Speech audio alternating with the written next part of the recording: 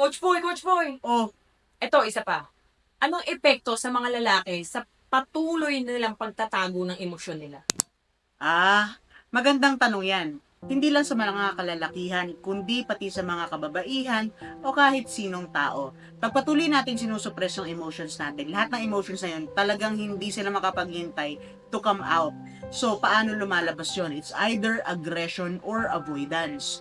Maraming mga lalaki ang nakakapanakit ng kanilang kapwa kapag ka mainit ang ulo nila dahil natitrigger sila sa isang sitwasyon. Marami ang nalululong sa alcoholism, marami ang nalululong sa droga.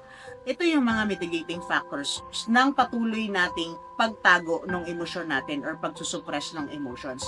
Nangyayari din yan sa mga kababaihan, nangyayari din yan sa mga kabataan.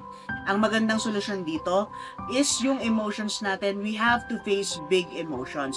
We have to learn to be comfortable with the uncomfortability of that emotion. That's the only way na mapaprocess natin sila.